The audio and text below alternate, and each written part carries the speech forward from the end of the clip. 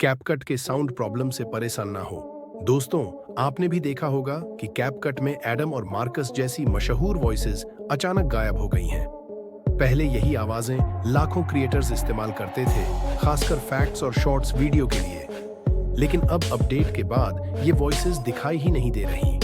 तो सवाल ये है, आखिर कैपकट ने एडम और मार्कस का साउंड क्यों हटा दिया?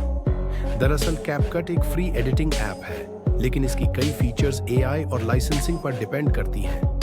एडम और मार्कस जैसे voices AI text to speech system से आते थे और ये बहुत पॉपुलर हो गए थे। कैपकट ने हाल ही में अपनी लाइब्रेरी अपडेट की है और कई वॉइसेस को हटा दिया है।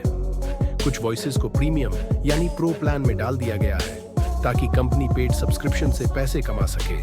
यानी सिंपल भाषा में कहें तो पहले जो फ्री था, अब वही प्रो वर्जन का हिस्सा बन गया है। एक और रीजन हो सकता है लाइसेंसिंग।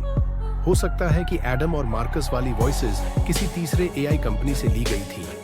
अगर कैपकट का कॉन्ट्रैक्ट एक्सपायर हो गया हो या टर्म्स चेंज हो गए हों, तो उन्हें वॉइसेस हटानी पड़ी होंगी। साथ ही ये भी पॉसिबल है कि कुछ वॉइसेस सिर्फ कुछ देशों में ही अवेलेबल हों। इसलिए आप इंडिया, पाकिस्तान या किसी और रीजन में ऐप खोलें तो एडम और मार्कस का ऑप्शन दिखे ही नहीं। अब यूजर्स की बात करें तो बहुत सारे लोग नाराज हैं, क्योंकि एडम और मार्कस का टोन नेचुरल और फ्रेंडली लगता था। अब जब ये वॉइसेस गायब हो गईं, तो क्रिएटर्स को या तो दूसरे वॉइसेस यूज करने पड़ रहे हैं या फिर एक्सटर्नल ऐप्स जैसे 11 लैब्स या नैरेटर्स वॉइस का सहारा लेना पड़ रहा है। कई लोग तो कह रहे हैं कि कैपकट ने बिना बताए ये चेंज करके बहुत गलत किया।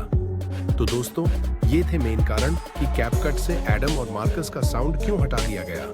शायद फ्यूचर अपडेट्स में ये वापस आ जाए, लेकिन फिलहाल आपको ऑल्टरनेट वॉइसेस या प्रो वर्जन का इस्तेमाल करना पड़ेगा। आपका क्या ख्याल है, कैपकट को एडम और मार्कस की आवाजें वापस लानी चाहिए या नहीं? कमेंट में जरूर बताइए और वीडियो को लाइक और चैनल को सब्सक्राइब करना मत भूलिए।